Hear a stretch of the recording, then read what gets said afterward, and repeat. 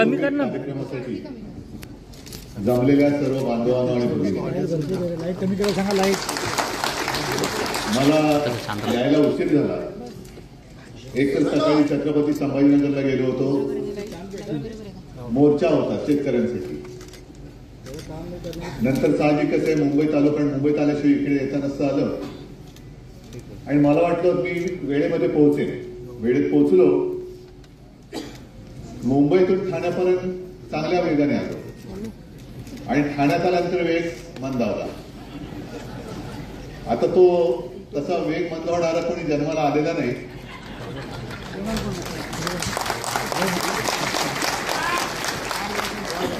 पण ठाण्याच्या ट्रॅफिकने वेग मंदावला. आणि मग मी आताही चित्रफित आपण पाहिली, तेच माझ्या मनात आलं की ते जे काही ठाणं होतं, ती जी काय आपली शिवसैनिकांची पिढी होती, म्हणजे आजही त्यातले शिवसैनिक आहेत, राजन आहेत, सगळेच आहेत. पण तेव्हाचं ठाणं हे ठाणेकरांना आनंद देणार होतं.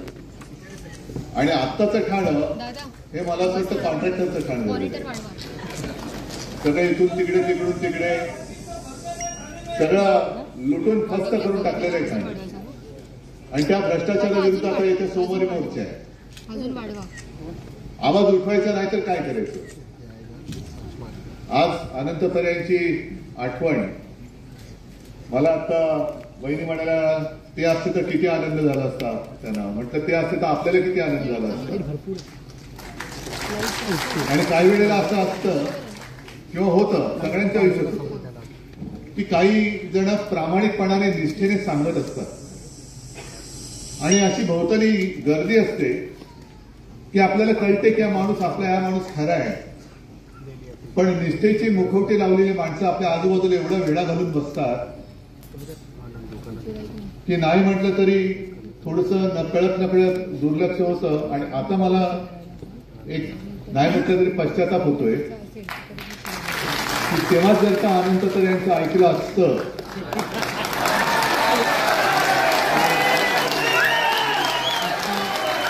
तर आता ज्याला कुठे गळ्याची येतं म्हटल्यानंतर अमित शहाच्या चरणी घालील लोटांगण करून वाचवा म्हणून हंबरडा फोडणारी माणसं दिसली नसती.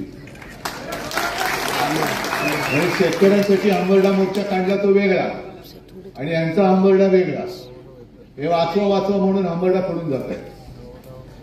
आता काही वेळेला अशी परिस्थिती असते, मला वाटतं 2014 साली, बरोबर ना, 14 साली तरे साहेब उभे राहत होते आणि अचानक परिस्थिती जी मी म्हणतो की सगळं ठरलं होतं. शिवसेना भाजपा युती ठरली होती, जागा वाटप जवळपास झाला होता, उद्या शेवटचा दिवस अर्ज भरण्याचा, आणि अचानक भाजपकडनं युती तोडली गेली. करायचं काय. एकच शिवसेना प्रमुख 2012 साली आपल्यातून गेले, 2014 सालची निवडणूक. करायचं काय, लढायचं कसं. आणि तेव्हा शिवसेना संपवण्याचा भाजपचा डाव होता. आपण लढलो, उमेदवार उभे केले आणि तरे साहेबांनी तेव्हा मला वाटतं अपक्ष अर्ज भरलेला आणि ऐकायला तयार नाहीत. सगळे म्हणतात साहेब ऐकायला तयार नाहीत. मग आता हे जे आहेत लोटांगणवीर ते आले, साहेब काही करा नाही तर सीट जाणार. म्हटलं तर काय करू. मग तरे साहेबांना म्हटलं काय नाही, मी बोलवतो, माझं ऐकतील. मग त्यांच्याशी मी बोललो. त्यांना म्हटलं तरे साहेब एकतर भाजप आपल्याला संपवायला निघालाय, आत्ता जरा समजून घ्या, सगळ्या मिळून आता पहिले हे संकट दूर करूया आणि मग नंतर प्रत्येकाचे मान पान. आता पहिले हे संकट आपल्याला संपवायला निघालेले हे आपले एकेकालचे मित्र, यांना पहिल्या वेळेमध्ये रोखूया आणि मग पुढची भरारी आपण घेऊया. तेव्हा मला अनंत तरे म्हणाले की साहेब सांगतो तुम्हाला, हाच उद्या आपल्याला दगा दिल्याशिवाय येणार नाही. तुम्ही म्हटलं आता जाऊ द्या ना, तुम्ही सगळे आहात, कसा काय दगा देईल बघू आपण. आणि जे घडायला नको ते घडलं. आणि म्हणून म्हणतो आज राजन काय, केदार काय, तुम्ही सगळे जे काही शिवसैनिक आहात, तुमच्यासोबत जर का अनंत तरे म्हणजे याच्यात जो उल्लेख केला तो राजहंस आपल्याला असतात, ते कावळे फडफडले नसते ना, कावळे नसते फडफडले.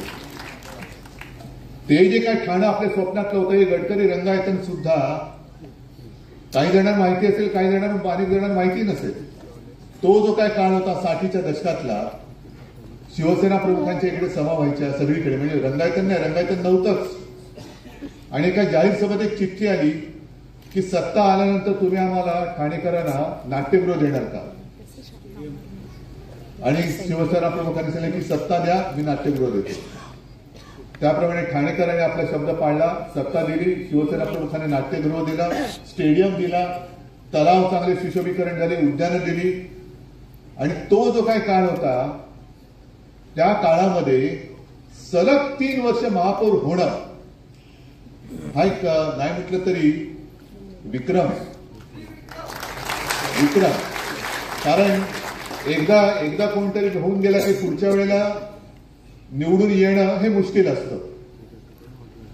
आणि सातत्याने, म्हणजे हेच ते ठाण आहे, जिकडे गद्दारी केली गेली, गद्दारी झाली, गद्दारांना क्षमा नाही, गद्दारी केली गेली म्हणून सर्व नगरसेवकांचे राजीनामे शिवसेना प्रमुखांनी घेतले होते. त्याच ठाण्यामध्ये आपल्या निष्ठेच्या आणि जनसेवेच्या आणि शिवसेनेच्या प्रेमापायी 3 वर्ष सलग महापौर पद घोषवणारे मला वाटतं एकमेव द्वितीय अनंत तरे, यापुढे तसं कोण होईल असं मला वाटतं. आणि तो सगळा काळ ह्या आठवणीची पुस्तकं पानं ही मला चाळायची आहेत. पण आठवणीची पानंही आपल्या मनामध्ये असतातच. त्याच्यासाठी पुस्तक असलं नसलं, पुस्तक चांगलं आहे, पण प्रत्येकाच्या मनामध्ये या आठवणी असतात. हेच ते ठाणं. या ठाण्यामध्ये दिग्गज म्हणजे सुरुवातीपासून आनंद दिघे आहेत, वसंतराव मराठे आपले पहिले नगराध्यक्ष जनतेने निवडून दिलेले, त्याच्यानंतर आनंद दिघे, मोदा जोशी, प्रकाश परांजपे, रघुनाथ मोरे, कितीतरी, म्हणजे सगळे एकापेक्षा एक सरस.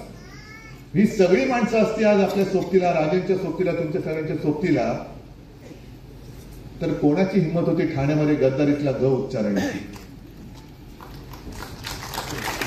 हिंमतच झाली नसती. आणि आमचं म्हणजे कसं योगायोग असतो बघा, की आनंद दिघे, अनंत तरे आणि आमचं ठाकरे कुटुंबीय यांची दैवत एकच, एकविरा आई. आम्ही एका आईची लेकरं म्हणतो ती अशी.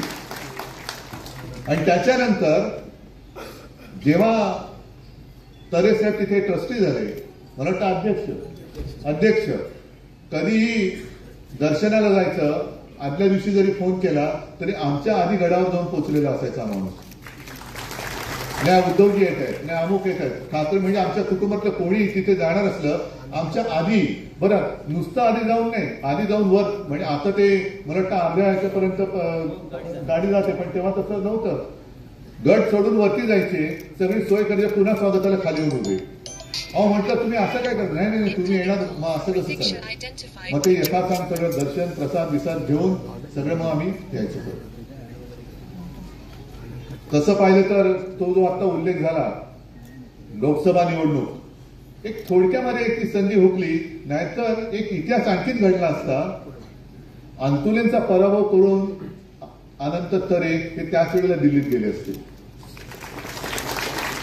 पण आधी आपली काही तयारी नव्हती. अचानक ठरलं, शिवसेना प्रमुखांनी सांगितलं आनंद लढ, राहिले उभे, लढले. ही जी एक वृत्ती असते शिवसैनिकाची, ती त्यांच्यामध्ये ओतप्रोत भरलेली होती. आणि नंतर सुद्धा आपल्यामध्ये गद्दारी झाली. एक काळ असा होता शिवसेना आणि संकट आणि शिवसेना, म्हणजे इतरांवरची संकट शिवसेना दूर करते, पण शिवसेनेवरती काही कमी संकट नाही आली आतापर्यंत. प्रत्येक संकटामध्ये शिवसैनिक छातीचा पोट करून मारतो. साधारणतः 2005-06चा तो सुमार असेल, आपण एका पाठोपाठ एक पोटनिवडणुका हरत होतो आणि श्रीवर्धनची पोटनिवडणूक लागली. मी तिथे जात होतो, प्रचाराला जात होतो. माझ्या बहुतेक प्रत्येक प्रचार दौऱ्यात अनंत तरे माझ्या खांद्याला खांदा लावून मैदानात उतरले होते. आणि एवढी सगळी पराक्रमाची शर्त सगळ्यांनी केली की आपली पराभवाची शृंखला त्या श्रीवर्धनच्या विजयाने आपण तोडून टाकली. त्याच्यानंतर आपली घोडदौड सुरू झाली. ही अशी माणसं एकतर पुन्हा पुन्हा मिळत नाहीत, आणि होतात ती लवकर का जातात हेच मला कळत नाही. असो, जे काही घडून गेलं त्याच्यात आता तर काय आपण करू शकत नाही. पण एका गोष्टीचा मला अभिमान आहे की शिवसेनेवरती जशी संकट आली तसं तरे कुटुंबियांवरती आली. म्हणजे आज कुटुंब म्हटलं तर तरे साहेब, वहिनी, त्यांचा मुलगा, आणि एवढी संकट आली तरी सुद्धा तरी कुटुंब शिवसेनेचा भगवा सोडायला तयार नाही. याला म्हणतात